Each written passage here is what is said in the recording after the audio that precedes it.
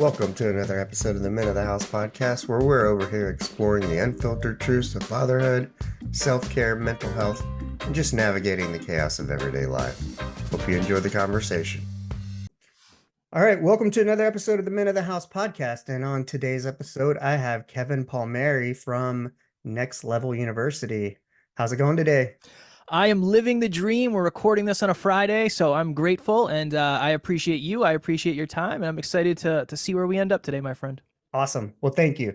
First of all, for those of you who don't know, give us a little bit of background about who you are and NLU, of course, and kind of how you got there, because there's something I want to mention a little after that, but Yeah. it needs some context from you. So today I am the host and the founder of Next Level University. We have a global top 100 podcasts with 1,702 episodes, I think, as of today, listeners in 170 plus countries. And we recently crossed the million listen and $1 million mark in the business and the podcast, which was amazing and a dream come true. And I genuinely didn't think we'd get here. But yeah, I have very, very humble beginnings. I didn't go to college. I didn't know what I wanted to do for most of my life. And I would say I achieved quote unquote success. I found out that rock bottom kind of sucks. And then I also, after that, found out that rock bottom has a basement if you keep digging. So where we are today, Richard, is it's something that I don't take lightly, because I genuinely didn't think I'd be where I am today. And I try to show up with the energy. I try to show up with the gratitude, and it's always my goal. Well, congratulations on 1 million listens and Thank $1 you. million. And Thank you.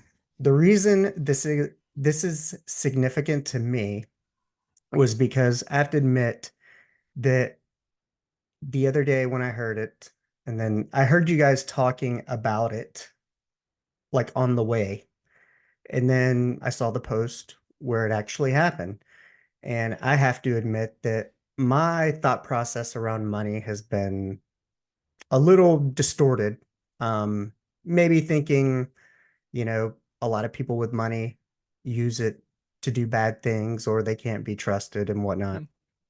But whenever I heard you guys talking about it, crossing that threshold of 1 million listens and $1 million, it occurred to me in that moment, in that exact moment, I was like, wow, they've, in healthcare, we were always taught to you want to get credit for the work you do. So you use keywords at key times. Like you may say, oh, can I help you find this?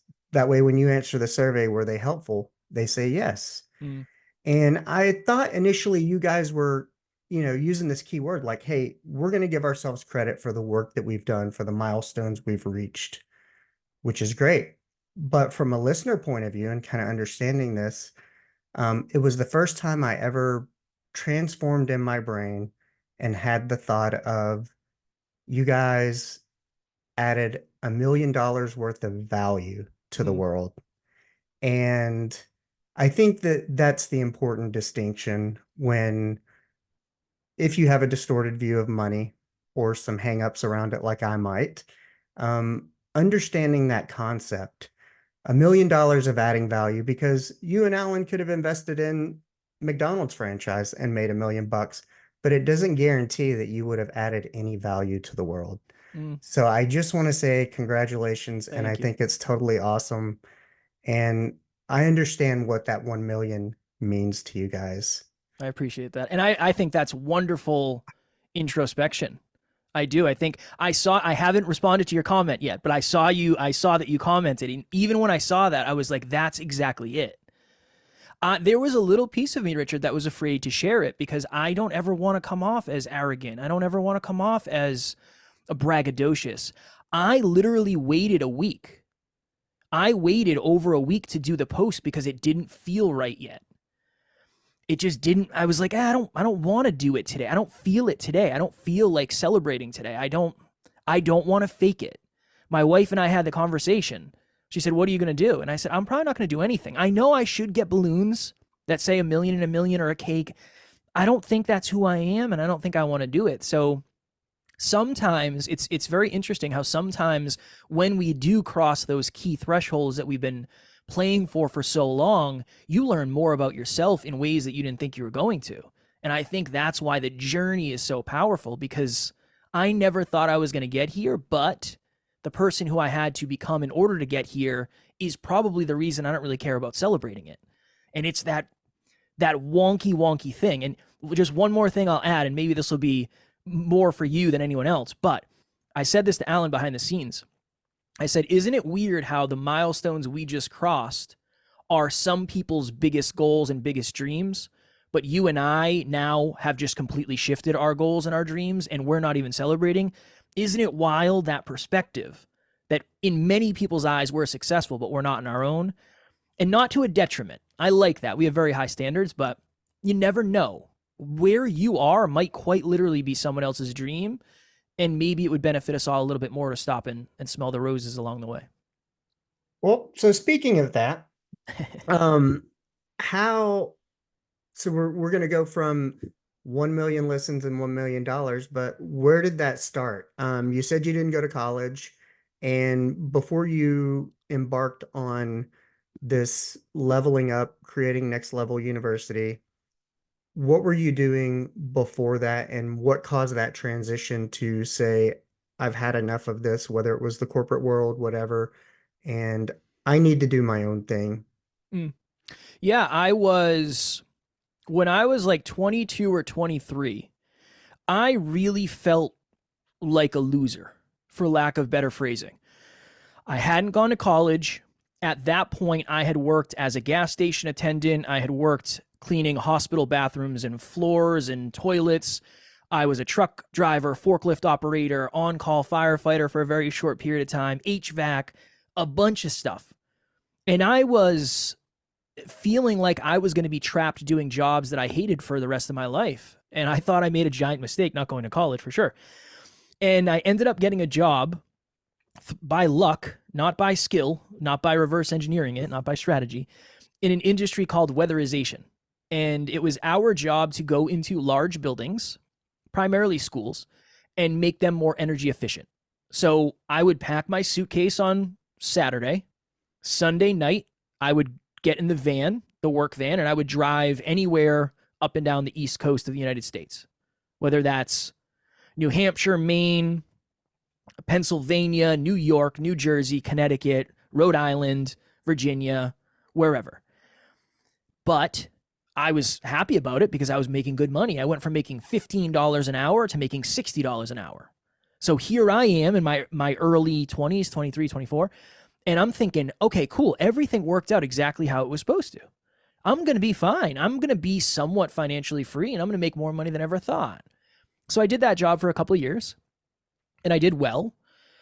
But everything kind of culminated when I was at 25, 26 in that region.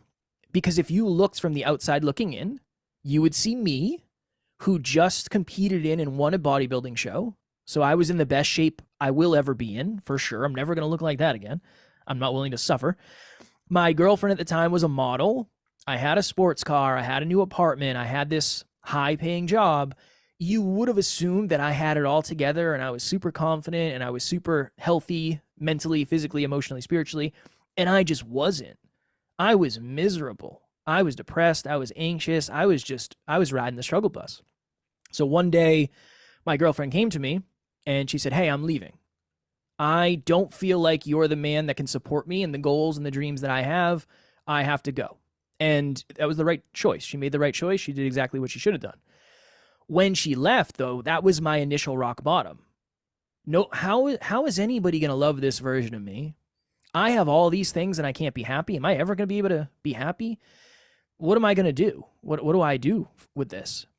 I had a very short stint on, I should work on myself. That's what I should do. I should work on myself. But then, Richard, what happened was I said, well, what if I just go make a boatload of money instead? Maybe I just haven't made the right amount of money to be happy. Let's go with that. That one sounds better. So the next year starts. I get a promotion at my job.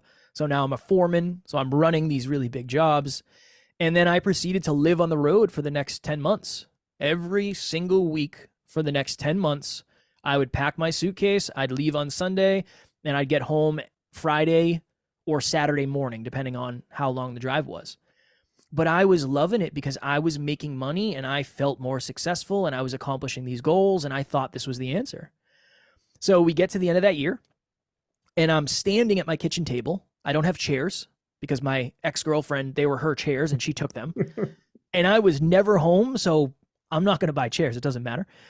I was standing there. I slid open my final pay stub of the year and I made $100,000 at 26 with no college degree. And as many emotions as I thought I was going to feel, I didn't. I felt proud. I felt more certain because my bank account was bigger. Internally, I felt no different. If anything, I felt worse because I realized that for most of my life, and especially that year, I had lived unconsciously. I don't know why I'm doing what I'm doing. I don't know why I do the things I do. I don't do the things I don't. I have no idea who I am. So shortly thereafter, I realized that the opposite of unconscious, which is the way I was living my life, is hyperconscious. So in 2017, I started a podcast called the Hyperconscious Podcast. Much like you, and I can tell, I fell in love with podcasting, much like you have fallen in love with podcasting. But also, as you know, in the beginning, there aren't people lining up that want to give you money. No. Richard, I love you. Here's money to pay your bills. Keep podcasting, my friend. Keep doing it. So I had to keep going to this job. And I start calling out of work. I start leaving the job site early. I start showing up late.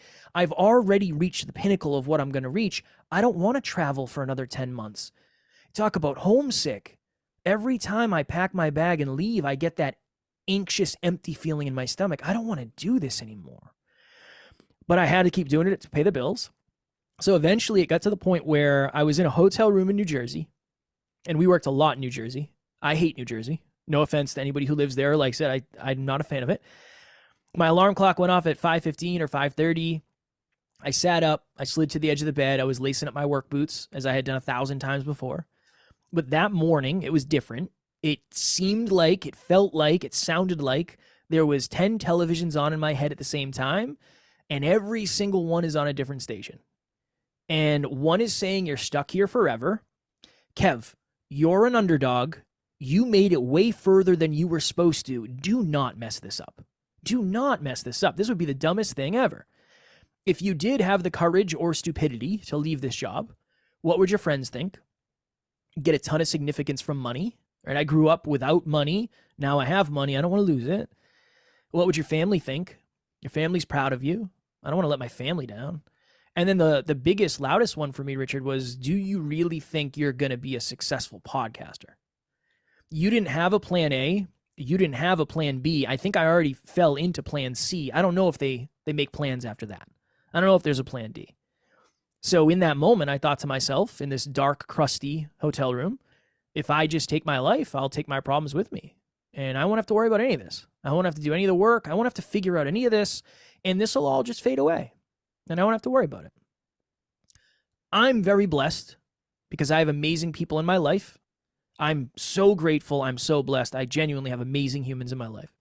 So I reached out to one of those amazing humans who is now my business partner and the co-host of the podcast, Alan. And I said, hey, man, I'm having a really hard time. I'm having these dark thoughts, these dark feelings, these dark emotions. I don't know what to do, man. I feel so trapped. I feel so stuck. I feel helpless, hopeless. I don't know what to do. And he said many things. He's long-winded. That's where I get it from now. I have adopted that for sure from him.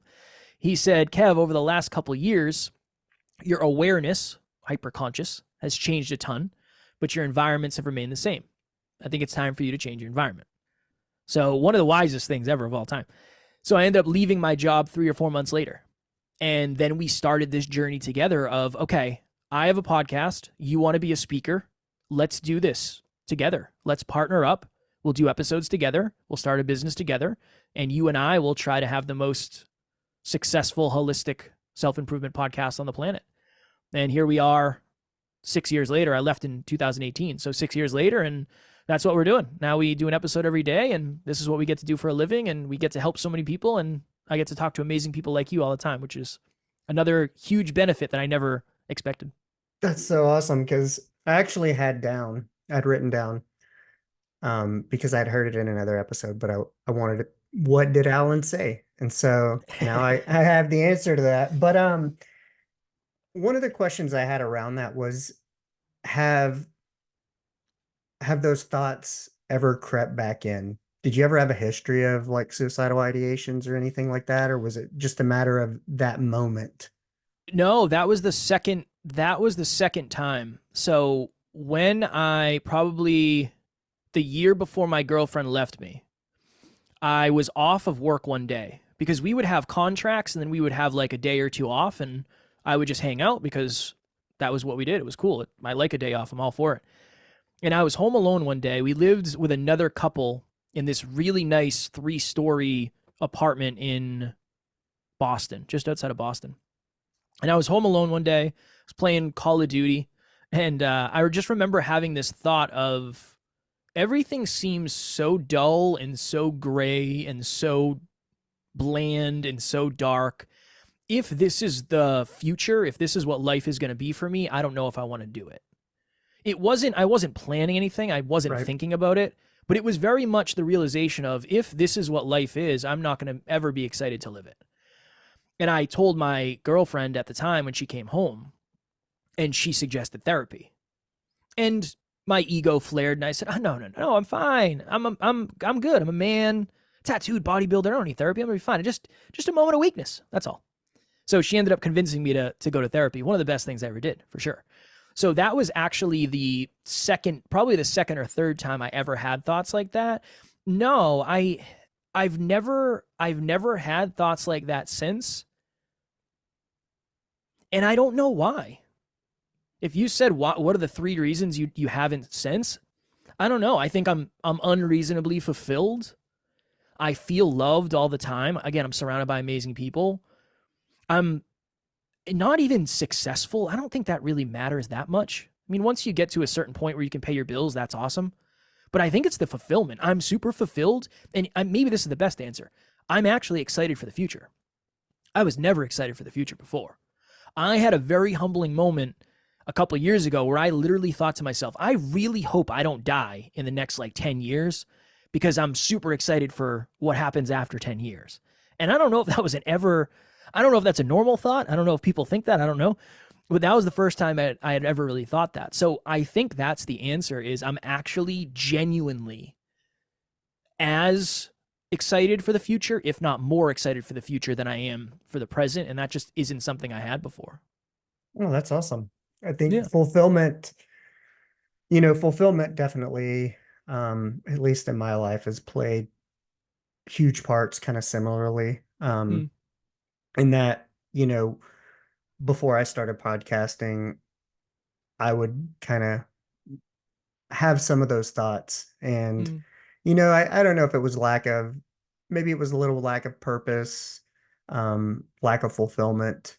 But, I think for me, one of the key factors was, if you're a parent and I have children, if you do that, then there's a 1 in 3 chance that your child will do that. mm, And so for me, I was like, no, because part of, my journey and part of podcasting too, and being open, being vulnerable, talking about the mistakes I make or have made are mostly because I do not want my children subject to the same pain that I've gone through.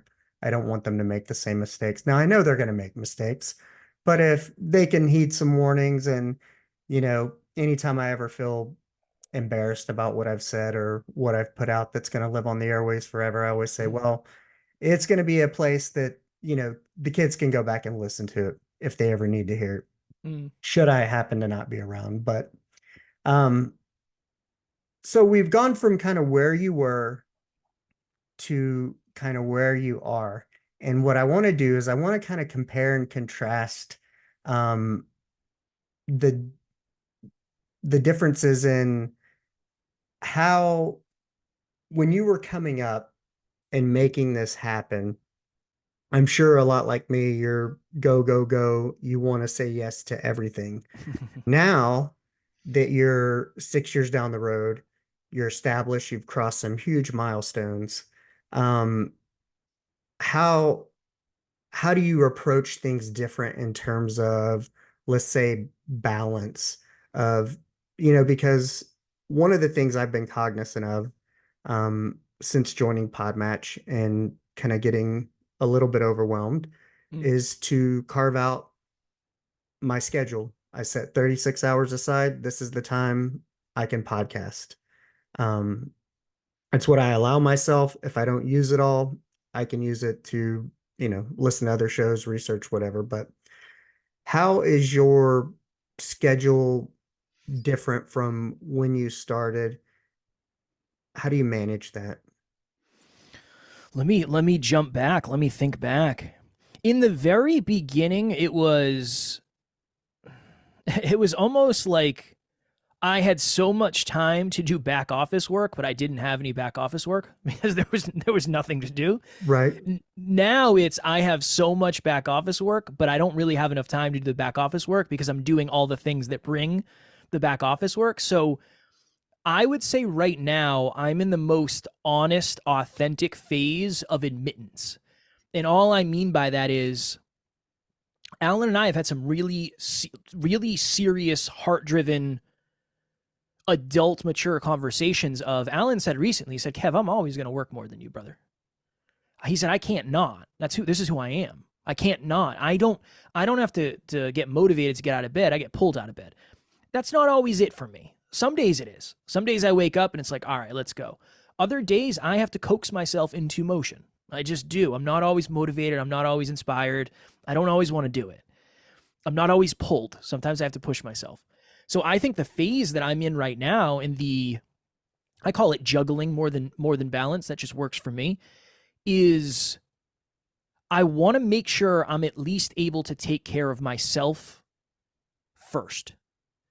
Because as an entrepreneur, somebody asked me recently, they said, if you had to be honest about what this has been like, what would you say? I would say martyrdom for the last 7 years. I come last. My sleep comes last. My nutrition comes last. My rest comes, it doesn't matter. My certainty comes last.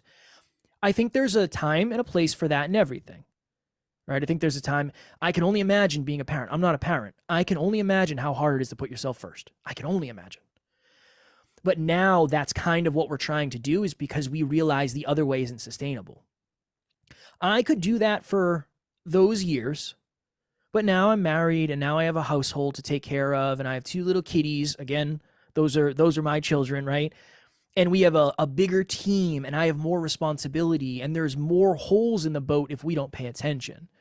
So now I'm in the phase of leading is just as, if not more important than doing. There are only a few things that only I can do. Nobody can do this. Nobody can take this spot and, okay, Kev can't make it, but Bob's going to come on and podcast for Kev, right? There's no pinch hitters in podcasting. But building a team and figuring out, oh, this person's really good at this. Okay, cool. They can run this and they can run this. So now is kind of the delegation / actually make sure that we're taking care of ourselves. We haven't been great at that. We feed the business before we feed ourselves. And that's one of the reasons we got here. So yeah, now it's very much, I look at my calendar.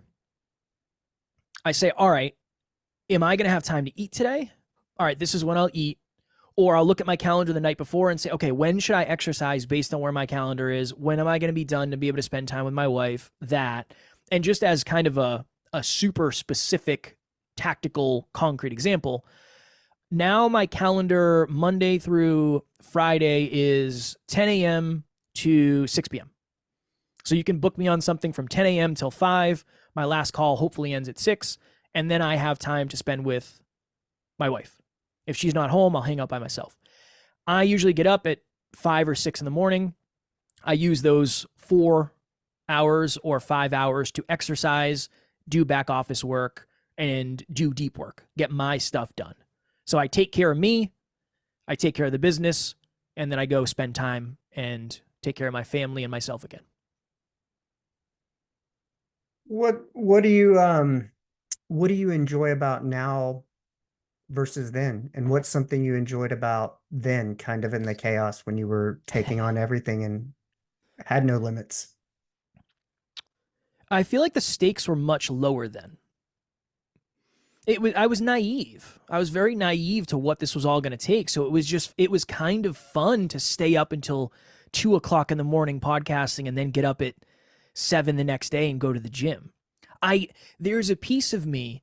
So I used to live with my other best friend Matt. And no matter what time I went to bed, I would get up at 4:30, I'd be out in the living room foam rolling by 5 and we'd be at the gym at 6. And there's a piece of me that misses that. It misses that unsustainable grind that is just brutal. I do miss that. What I like now is that I actually feel like I have direction and I know what this year is supposed to look like and I know what I'm supposed to do and I know what I'm good at and what I'm not. In the beginning, you're just figuring that out. There are certain things that I'm good at that Alan isn't as good and vice versa. I didn't know that in the beginning. So that's obviously important. And I think the biggest thing for me at least is I can actually pay my bills. I know that sounds probably super baseline simple, but I went 3 4 solid years where it was a struggle. It was a struggle to pay everything that needed to get paid and take care of the business. And so for me, having some financial abundance is just, it's so valuable to me because I'm very certainty driven. And for most of my life, I didn't have financial abundance. And then when I did have it, it wasn't sustainable. And I had to trade in so much of what I valued to get it. So now it's actually, I get to do what I love and I get to make a living doing it. And with the living we make, we get to reinvest for impact. And it's become this really amazing thing that you can actually see how it works.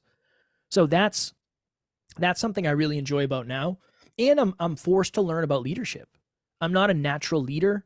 I'm very introverted, believe it or not. You may not guess that, but I am. And I just don't think leadership was something that comes naturally to me, and it's not something I'm naturally good at. So that's another phase I'm in, is I'm trying to learn as much about leadership as possible because we have a 22-person team. I never thought that was going to happen. I never thought I was going to be co-leading a large team like that. So that's super cool, but it also is a lot of responsibility that I don't ever want to lose sight of. I don't want to lose sight of the importance of that. Yeah, and it's quite different too. You know, being a healthcare manager, I had 26 direct reports and 10 clinicians. And so, but, you guys have your own thing. And it's not like when they laid me off, they can just bring in another manager and cover. Mm, yeah. So, having, I mean, of course, there's Alan, but you being a core piece of the business, um, it makes it a lot harder to replace those skills and or leadership. But Mm, on that note, it kind of leads me into the question of, let's say a little bit then, but also now. So I've been sick this past weekend, and in doing this, I haven't been able, I had to take a few days to recover, and it kind of sucked. And I felt guilty and I felt like I should be doing something, but then I'm like, nah, man, I'm really tired. Should I listen to my body? I try to be very like intuitive to my body. And there was like mm. 2 days ago, I mean, I slept almost all day. How do you deal with these setbacks that you don't necessarily build into a schedule? Because I think it's interesting is people with the entrepreneurial spirit, they want to be an entrepreneur because they want this freedom of their life and time. Yet we build ourselves these crazy schedules um, to be accountable to. Yeah. And then when we can't maintain the schedule or there's a disruption in the schedule, we can tend to take it out on ourselves. Mm. How do you approach that and deal with that? Like when you get sick or something and you need to take a few days off and it wasn't built in, and then how do you deal with it mentally? Yeah, I think this is a great question. And I think a big piece of the answer revolves around self awareness. I think there's two types of people. I think there's people that naturally overdo it, and I think there's people that naturally underdo it. So you got to figure out what side of the coin you're on. If you naturally overdo it, you might want to be extra with, okay, I'm going to take it easy. If you naturally underdo it, you might, the first sign of a cough, you might say, it's time to shut it down, when that might not be true. So I think it starts with that. What is the default setting that you have? That's piece one. Piece two for me is I am very, very clear at this stage what the non-negotiables are. The non-negotiables are 8 episodes a week, 7 episodes for NLU and one for another one. Other than that, I batch my WhatsApp every day because we have a lot of clients and I want to make sure that's running. Other than that, though, if I'm like really suffering, that's kind of all I'll do. And the reason, and the guilt question is a great one because I used to get that.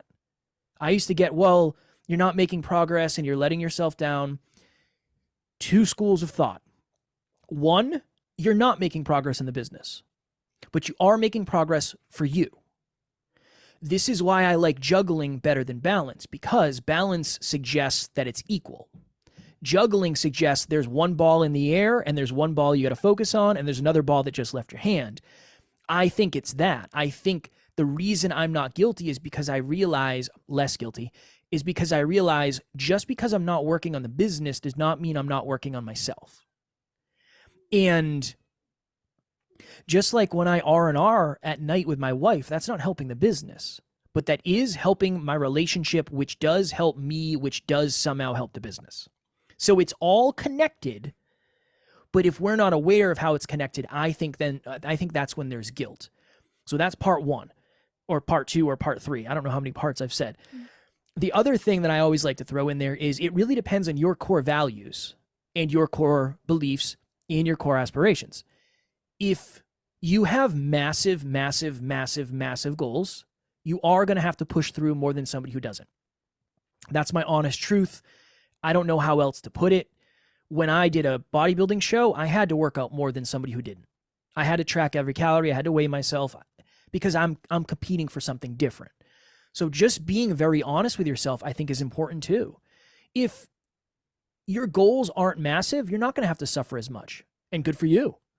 If your goals are huge, you're going to have to do some stuff that some other people don't necessarily want to do.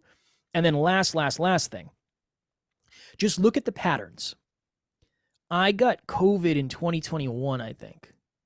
No, 2022. I don't remember when it was, but I got COVID. And I remember it was like 8:00 in the morning and I started to get a headache and my throat was sore. And I said, I'll figure this out later. And I'm pretty sure I worked like a 16-hour day that day. I'm sure that made it worse. I'm sure that didn't help. So that for me was a gentle reminder of, Kev, you are not a robot. You are not indestructible. We need to keep an eye on this. So I'm trying to play as much now for sustainability as efficiency. Sustainability is a very unsexy word that is super, super, super important. The best diet is the diet that you will do sustainably. The best cadence for podcasting is the cadence you can do sustainably. I think sustainability is the best way to look at that. Is what I'm doing sustainable? Yes or no? Okay, cool. Let me redesign, then test it again, then test it again, then test it again. I don't necessarily work more than I used to. I work different than I used to. But last thing, I promise, I don't want to give that advice to somebody who's just starting. Because in the beginning, I worked when I was sick and I worked when I didn't want to and I worked on little sleep. I think there's certain times where you're going to have to do those hard yards. But knowing yourself is key and asking yourself, what's my default setting? If it rains, do I leave because it's like, it might rain today? Or am I out there hammering metal into the ground when there's lightning storms? That's probably not ideal either. Yeah. Whenever it was interesting the other day, kind of when that happened, I was journaling. And as I was journaling, I was writing about this guilt. Yet I sat there and proceeded to list all the things I actually did towards the podcast. And I was like, oh, I actually did do a lot, but because I feel kind of crummy or I couldn't talk well, I couldn't record intros or outros. Because I sounded like Dickie Barrett from the Mighty Mighty Boss Tones.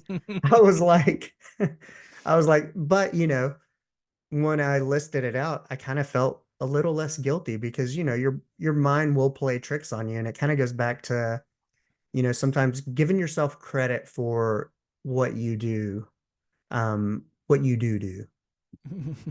We had a guest on early on, Richard, Lori Harder, And Lori said something I'll never forget, and this is very applicable to what we're talking about. She said, consistent 70% days are better than the spotty 100s. Oh, Consistent 70% days. So that's almost it in my mind is some days you taking out the trash, it's going to be a 70% day. That's just what it's going to be that day. Not every day is going to be 100, nor do I think it should be because I don't know if it's sustainable. when did you come up with, it's funny because I wrote down how did you balance then and now, but when did you adopt the term, the switch from balance to juggling? When I realize that there is a detriment to choice. When I'm at the gym, unless my wife is with me, I'm not working actively on my relationship. When I am podcasting like this, I'm not working actively on my relationship or my fitness, but I'm working on the business. Yeah, I think of it as a red light, green light kind of. So it was just when I started to be very honest of the fact that if I work 18 hours a day every day, my relationship will suffer, Right. right? If I work 18 hours a day every day, my fitness is most likely going to suffer. I have to take the units of time, energy, effort, and focus that I have and put them into the right buckets at the right time. Because It's there's always, go ahead. Well, I was going to say, well, because with entrepreneurship, there's always this word balance. Yeah, yeah, yeah. And I would say some argue that there's really no such thing. That's the way I feel. Because I feel like something's always falling.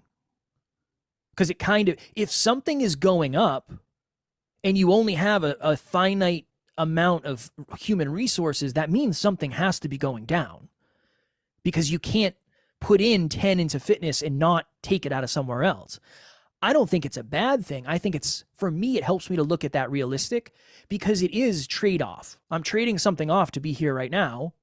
I can't be with my wife. I'm not at the gym, right? I'm not on a sales call. I'm not coaching. But for me, it always helps to just be honest with things because then I can make decisions more effectively. There's nowhere I'd rather be right now. I don't want to be at the gym. I want to be here. I'm present. I don't care about anything else. This is awesome. This is what I love to do, right? But you can take that too far as well. So yeah, I think it was just Alan and I were having a conversation. He was talking about how he didn't believe in balance. He said, I don't know. He said, harmony. He said, harmony is what lands for me. And I said, I don't like that. I like juggling. I think I understand harmony, but to me, it's juggling because you're always going from one thing to another. And I love that where you kind of correlated it to putting the right amount of energy into the right buckets or baskets at the right time. I Mm, think that's kind of important. You guys are kind of a staple of um, shorter episodes when I need a little boost. And then I listen to Rob Dial Jr., Mindset Mentor, quite a bit.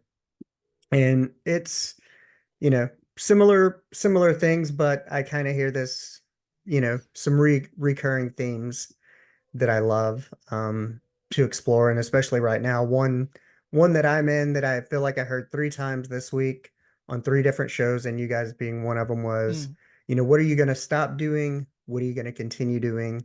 And then um, what do you want to do? Something new that you want to do. mm. So kind of reevaluating, what is it like every 90 days? You guys kind of take an inventory. What can you automate, delegate, Yeah, eliminate, kind of a yep. thing, or the 3Ds, maybe. Yeah, that's Alan's thing is I don't even know if I know him. Yeah, I don't. One of them's delegate. Yeah, I don't know. Alan would know better than I. But yeah, every 90 days we check in, we set new goals, we reflect on the previous quarter, and then things change so fast.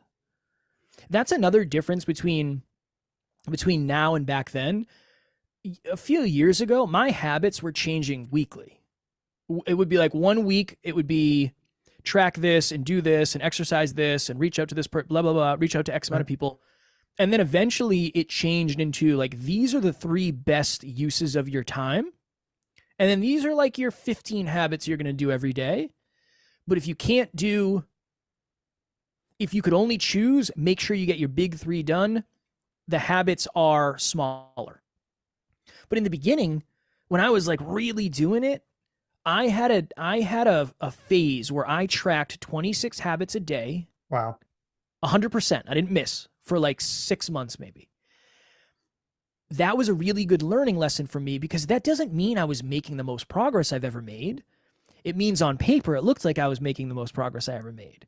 So that's another important thing is sometimes less and more focused is better than more and less focused. And that's another, we're really in that right now, where if we're not putting time into a department, like we have a department that we do speeches. So we have someone on the team that will reach out for speeches and take care of that. We said, don't put any time into that right now. We're not going to worry about that. Let's do the things that we're already rolling, that we already have momentum on. Let's focus on that for now. You can build too quick. And if you build too quick, things get too thin and things kind of fall apart. So we're trying to avoid that. So right now we're in the less is more, but let's focus on more better. Sorry, let's focus on less better. That's kind of the phase we're in right now. And how many of those 26 habits have you kind of kept, or you kind of throw some out, bring some back in, or what's your habit list up to about now? Like do you do like 3 non-negotiables a day, 5? I know Alan does quite a few on his tracking that he doesn't Yeah, miss. yeah. His 5 to thrive, that's Yes. slowly taking his life. I probably have, I don't know, I probably have like 18 habits on my spreadsheet, but there's really, some of them are super easy. One of them is track listens. Track listens is not hard. That Right. stayed. I've been tracking listens every day for however many years. I don't know. That's easy. I weigh myself every day. I track my calories gently. I'm not measuring out every single one. I put my sleep score in. What did I get for a sleep score last night with my ring? Do you So use the Aura Ring, or I have use you the tried Aura ring. Whoop? Yep. How's it work? No, the good. Yeah, yeah. Big fan. Big fan. I can't wear it during jujitsu because it might rip my finger skin off. So Hmm. that's not ideal. But yeah, big fan. Huge fan of it. So yeah, most of the habits that I started with are there in some way, shape, or form. The only real big, I'd say big 3 I have, one is WhatsApp. I am in WhatsApp every single day, making sure that the departments I'm leading are going fine, making sure clients are taken care of every single day. That happens. I batch my email every single day. That happens every single day. And then my wife and I play the gratitude game before we go to bed every single night. And if we miss, we catch up. Like if we miss tonight, we'll do 2 tomorrow. So I would say those are kind of like the 3 non negotiables. Exercise should be higher. But again, we just went through a season of growth with a business where I sacrificed my health for a little while to get to where we are. So I need to get back into that bucket. But I would say those are kind of the big 3 right now. Now, are you batching and all that even on vacation days, or Yes. okay? Yeah, I'm going to Scotland next week. I will be waking up at 5 in the morning or 6 in the morning, making sure that's all taken care of, and then I can enjoy whiskey and travel and dinner and all that later. How do you feel about that? Do you feel like it's a good thing? Because I know, like, I went to Disney one summer and I can remember doing payroll for my team one morning while sitting at Disney because I could have passed it off to another manager, I'm sure, but Mm. there's nothing to piss off your team more than not getting them paid correctly or on time and having to wait 2 weeks for a correction. Mm. But how do you feel about, I mean, do you have any qualms with it, or is it just kind of part of your fiber and your being? Uh, I've learned to accept it. And I'll say that. I don't love it. No, I don't love it, but it is one of those things where if I say I want what I say I want, or if Right. I actually want what I say I want, these are the things You got to do. necessary. Yeah, these are the things necessary. I remember when I did my bodybuilding show, I went to, I think, 2 or 3 weddings. There were 2 or 3 birthdays, including my own, and it was 4th of July. Hey, after you're done listening to this amazing podcast, be sure to give it a 5-star rating, then go check out the other podcasts in the Podcast Connection Network, including my own, Everything's Connected. Check us all out. The link will be in the episode's description. And I remember all of those times saying, like, oh, let me pull out my chicken, broccoli and rice, and everybody else is eating whatever they're eating. But it was, people said, like, why are you doing this to yourself? It's like, this is what I signed up for. This is, I said I want to win the show. I wasn't kidding. And my coach told me what it was going to take. He said, you're going to suffer more than anyone else if you want to win. Alan is my coach in many ways, most ways. Same thing. He said, Kev, if you really want to be as successful as you say and you want to impact as many people as you say, these are the things that we're going to have to do. And I said, all right, cool. I'll sign on the dotted line. If that ever changes, I'll let you know. But no, I think I've become okay with it. And I think the other piece for me is, well, I do want to travel more as we continue to grow and evolve and we have the means to do it. I do want to travel more. My wife loves traveling. So there's a piece of me that needs to prove to myself that when I do travel, I still take care of the most important things, because this business is relatively new. We're only 7 years old. Right. So Alan's going to be traveling next week too. He's going to work while he's gone. So yeah, it's something that I know is kind of a necessary discomfort. Now I'm certain the answer would be yes, but I mean, have you put in the works of possible delegation or? Yeah, there's a lot that's delegated, but the things that I'm doing are the things that really can't necessarily be delegated. The coaching stuff.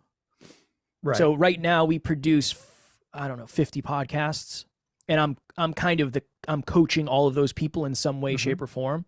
So that really is the one thing that nobody else will be able to do to the degree I can, just because they don't have the experience.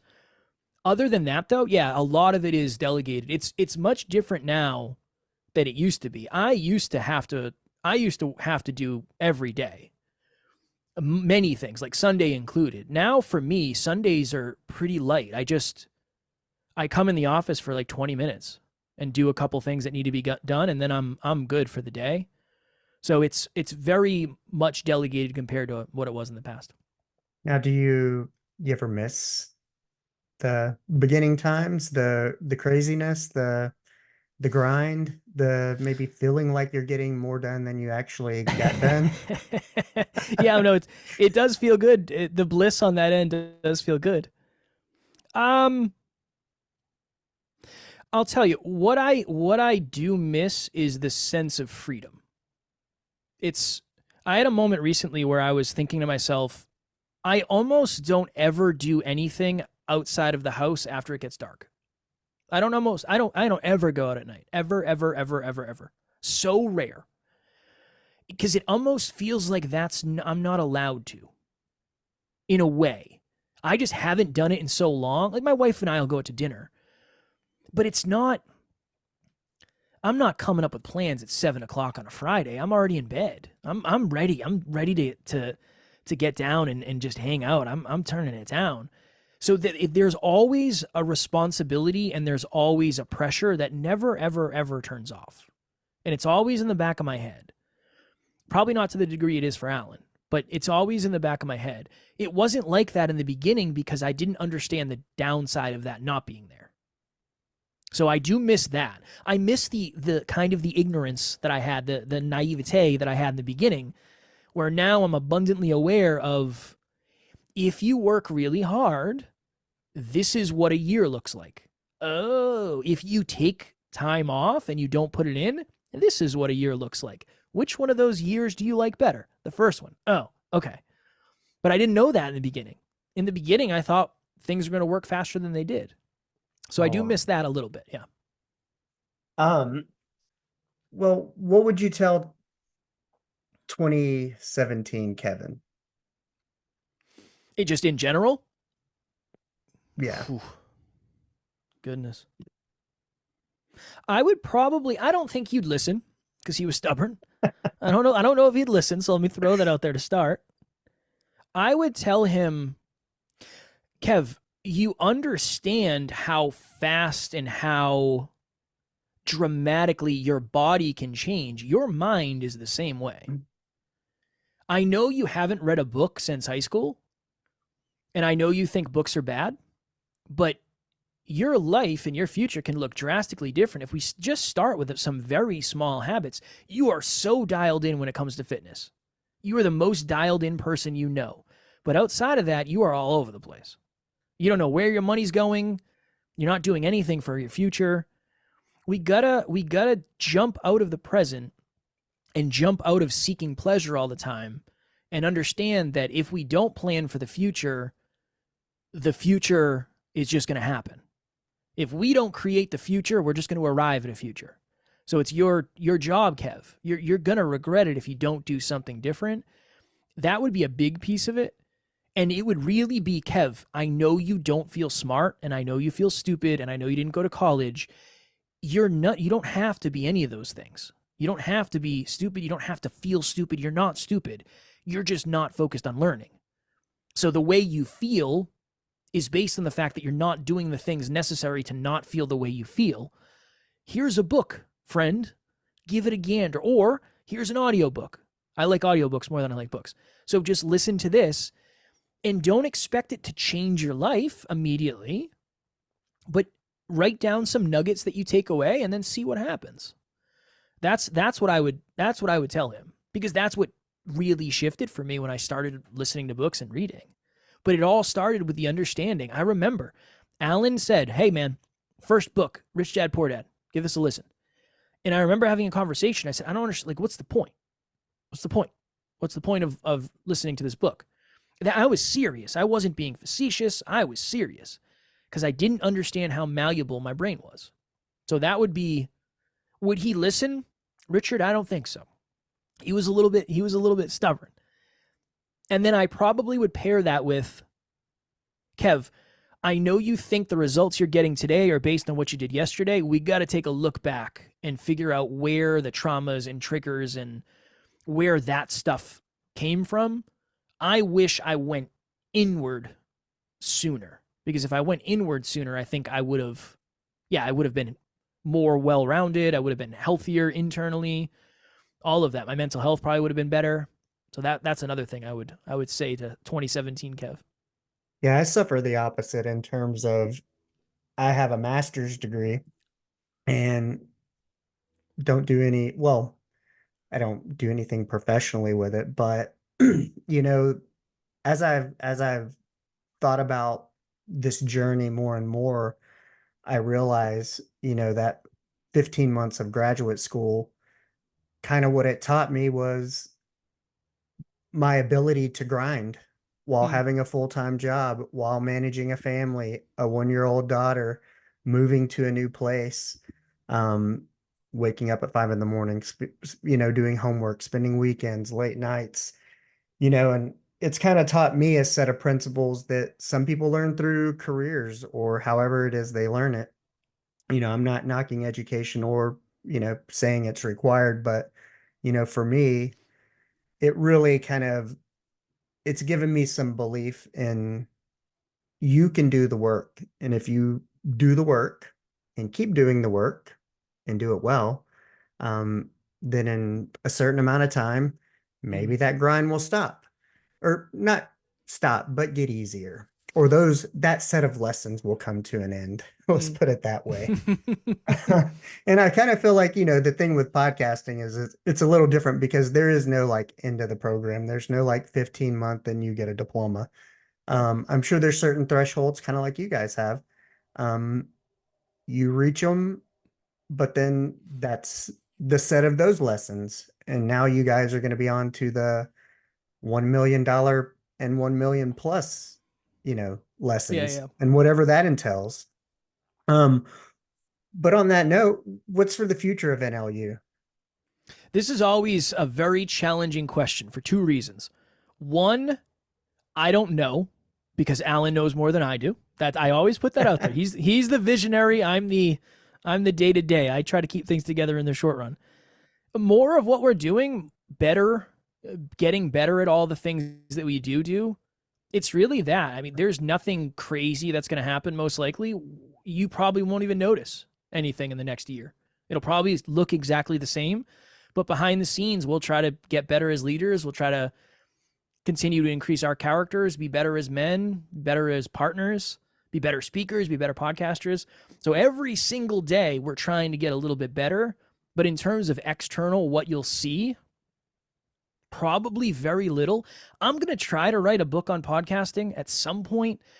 Am I going to do it this year? I'd like to. I don't know if that's possible based on everything going on. I'd like to do it. So that might be something you'll see. But other than that, probably the least sexy answer of all time, Richard. You're probably not going to see a lot different, but I guarantee you behind the scenes in the strings and in the backdrop and in the costume room and in the all the stuff that's happening behind the scenes is improving as we go. And what do you what kind of fulfillment do you get? What besides, let's say, some of the milestones and whatnot, what's your daily fulfillment? What keeps getting, when you have those tough times, what gets you out of bed every morning besides Alan? Yeah, Alan, for sure. I know I seem like an entrepreneur and a business owner. Trust me, I have a boss more than you realize, but it's great. It's good. It's exactly what I need. When I'm doing really well or not so well emotionally, I reflect. So when we crossed $1 million in a million, I looked back.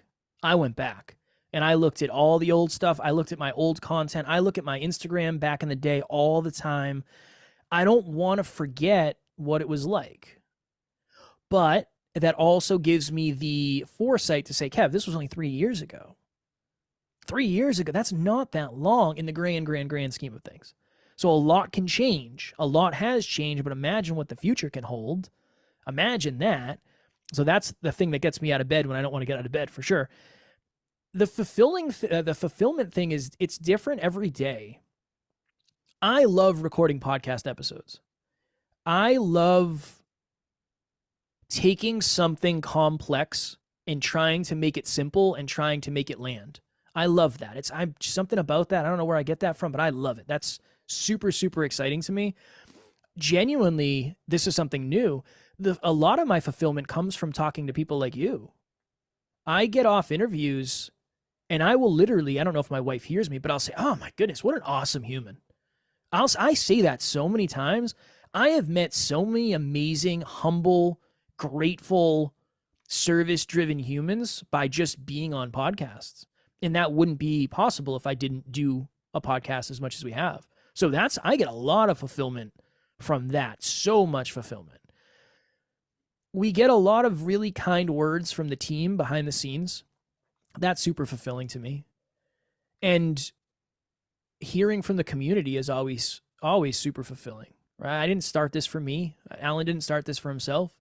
We started this to have an impact. So getting to see the actual real proof that we're having an impact, that's, you want to talk about gasoline on a fire. That's something To see that added value. Yeah. I don't know if that's something you can replicate, because it's just a suggestion of it's just a suggestion that what you're doing is the right thing in the right way. Right. Just like if you painted a portrait and you said, I'd really like to get $5,000 for this. And someone came to you and said, this is the most beautiful portrait I've ever seen in my entire life. I'll give you $5,000. In your mind, you're thinking, wow, this person got value from the thing that I hope they get value from. Amazing. The money is a nice piece of that too, but that's not what it's about. It's about I feel so seen right now. I feel like what I put out into the world landed in the way I want it to land. So yeah, that. And episode 7, back in the day, it was the Hyperconscious podcast back then. I said that in my future, if I could wake up when I want, go to sleep when I want, podcast with amazing people, go to the gym when I want, spend time with the people I love, and get to be my own boss, that would be the best thing ever. And now I get to work from my pajamas if I want. That is so easy to lose sight of. So easy. But that is something that is super, super fulfilling to me as well. All right. Last question. Okay. Tricky one. Maybe. Let's do it. If you weren't Kevin from NLU, what would you be doing? I think about this a lot. Would I be good enough to do it? I don't know. I'd either be rapping or I'd be fighting. Those would be probably the two. In high school, I trained to fight professionally. I wanted to be a professional mixed martial arts fighter. And I've been writing and rapping, for lack of better phrasing, since I was like 16. I just never had the courage to call it that. And I never had the courage to record anything because I thought people wouldn't take me seriously. So that, yeah, I can imagine walking out in a stadium chanting your name because they like what you do They like the music you create, or they like the style of fighter you are. I don't know what happens after we die, Richard. But if we come back as something, those are going to be the first two. It's going to be fighter and a rapper. Those are going to be the first two. Now, are you mostly are you grappling focused or Muay Thai or what? Back in the day, it was a lot. Now I still do jujitsu. So Mhm. I do a lot of grappling now. I always wanted to be a stand-up fighter because my grandfather was a professional boxer. So I always had that. I don't know. I mean, yeah, submitting someone is cool, but knocking someone out, that's got to be better. So I was always partial to that. So I think that would be my style if I could go back and do it over. But it was hard because then I realized, well, my brain's actually something valuable now for me. So I that's dangerous, right? That's why I went back to grappling because it's less likely of head injuries. Yeah, but yeah, and it's interesting though. Definitely the evolution of fighters. I mean, you're seeing fighters go a lot longer. Mm, I grew up taking martial arts. I worked at a mixed martial arts training center in Austin as well. nice. And so I got free grappling till I broke some toes, rolled up with someone. But yeah, it's, you definitely see fighters lasting a lot longer, like Max Holloway. Yeah, he's something. I don't understand him.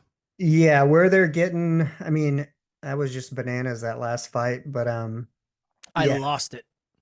I I was almost like, threw my Taco Bell everywhere. I lost it.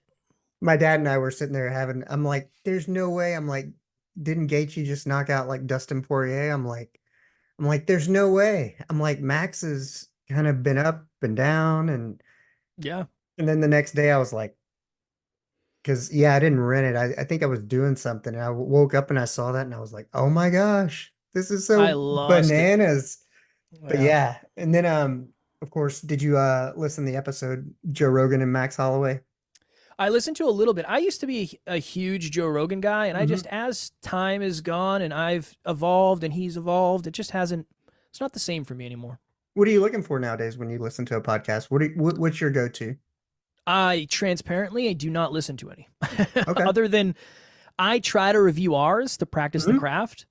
Other than that, I'm listening to audiobooks. Like I'm listening to Leadership right now by John Maxwell. What was the last one I was listening? I was listening to, oh my goodness, one of the sales books by, I cannot remember his name. We had him on the podcast several times.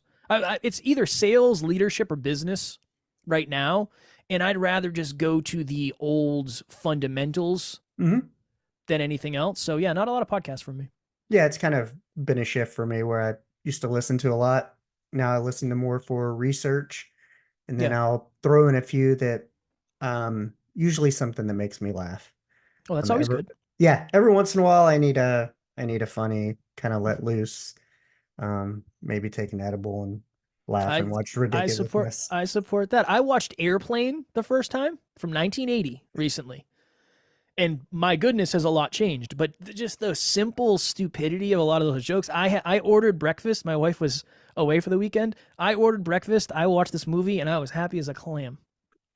Sometimes that's the best way. Sometimes it's 100%. simplicity, kind of like what you said. And after working a corporate job for all the years that I did, and even the past couple years, even as tumultuous as it's been, the things I've really appreciated are just getting to do this, getting to see my daughter every morning, getting to take her to school, pick her up if I Mm, need to, want to, having the freedom. I'm going to a reggae show tonight of the guy I interviewed last week, nice. um, with a friend who I've known since we were in first grade. So we've been friends for 41 years. And so, these little things like that, um, have just been great and fulfilling, even though the money's not here yet, but that's never really why I started it, why I did it. And Mm, um, I don't really think about that, but there's always the discussion of, you know, do I need to be selling something, some coaching services or something else in order to have the podcast, kind of a thing. yeah, that's a conversation a lot of people have. It depends on is it sustainable without it? It's always the question of, is what you're doing sustainable, Right. right? Sustain, and kind of my thing, you know, actually, let's break it down for 1 second. Do it. Sustainability versus consistency. What's the difference? Oh, wow. Because I say consistency was my word for the year, kind of like instead of having a New Year's resolution, my word is consistency to do whether it's fitness, because I've lost 40 something pounds, gone from 9 Congrats. prescriptions to 2. Nice. The podcast is, it's 9 months old, but has really grown noticeably if you listen to episodes and watch from January till now. Mm. So it's consistency over time. So I'm kind of curious, when you mention sustainability, I think of consistency, but surely there's got to be a fine tunement between there. Yeah. That's a great question. I think consistency is the ability to do something in repeated fashion over and over and over and over again. Sustainability is choosing the right amount of that thing to do where you can actually do it over and over and over and over again. So, 7 episodes a week for us is sustainable to do consistently, but in the beginning it wasn't. What we could do consistently from a sustainable perspective was 1, and then it was 2, then it was 3, then it was 4 or 5, however we jumped. So that's kind of how I think about it. You have to be able to do something. It has to be sustainable for you to start and maintain before you can actually do it consistently, is my perspective on it. Interesting. If that makes sense. Yeah, because I've gotten so many guests through Podmatch that I'm considering going to twice a week. And, it was like, what can you consistently do? What can you consistently put out at it? Yada, yada, yada. And so that was kind of where my question came from of, how do you, Yeah. so figuring out Resources too. Maybe so. I don't know if consistency necessarily takes into in resources. Can you? It's like you can consistently put in the effort to do 2 episodes a week. Can you Right. sustainably support it based on the amount of money it will cost, potentially, right. or the amount of time it'll take? Yeah, it's great. I'm gonna have to think about that because next time somebody asks me that question, I'm gonna have a hopefully somewhat reasonable answer to add value. Have to ask Alan about it. See what his numbers He say. didn't know. I'm the one who put sustainability first. He thought consistency was first. And I said, no way consistency is first. Sustainability has to be first. I just don't know how to explain it yet. The funniest thing I heard this morning, I think I actually laughed. I was on the treadmill, and when I heard him say, what did he say? Well, when you talk to engineers and you're like, when do I talk to engineers? Yeah. Yeah. Never. I'm like the right. same way. I'm like, when am I talking to an engineer? Right. He's like, well, people do it all the time. When? I have never, ever in my life, who do I even call to talk to an engineer? You call Am I Alan. working on a bridge? Yeah, right. He's on speed dial for me.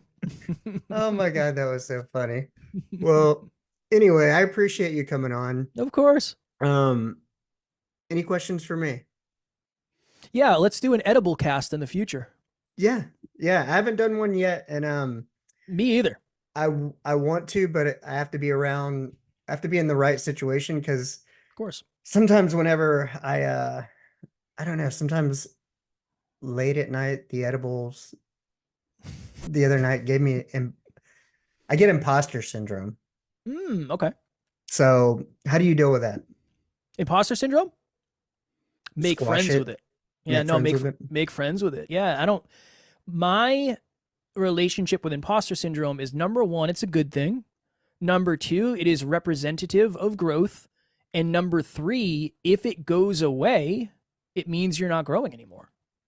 So I have really tried to make friends with it. And that has really, really helped me. And my tactic in the moment is I try to look at the most recent and relevant proof.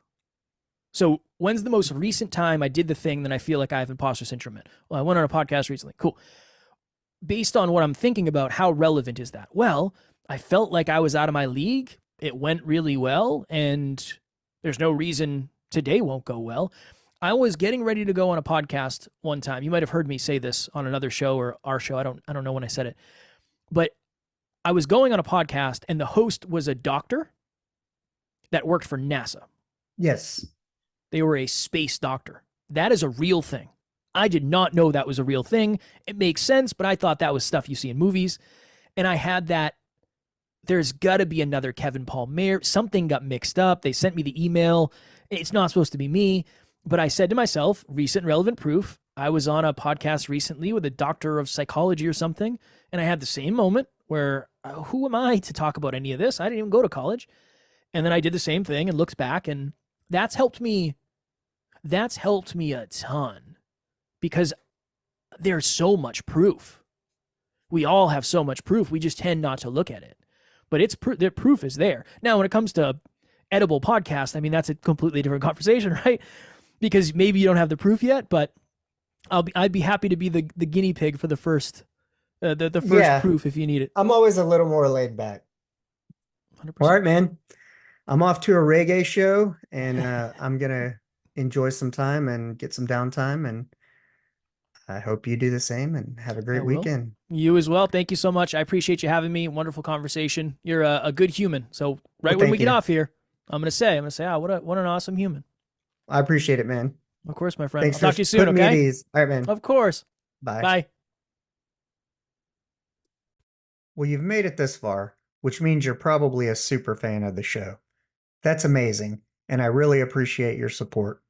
To keep up with all the latest updates, make sure you're following the show on social media. You can find all the links in the bio. And if you've been enjoying the content, I'd be so grateful if you could take a minute and leave a review. It really helps us reach more people who might love the show as much as you do. Also, don't forget to tell one friend about the show as well. Word of mouth is the best way to help us grow. And if you're feeling extra generous, check out the link tree in the bio where you can find a link to donate. Every little bit helps me keep creating the content you love. Thanks for being an awesome superfan. I couldn't do it without you. Let's go. Asteroid of Fear.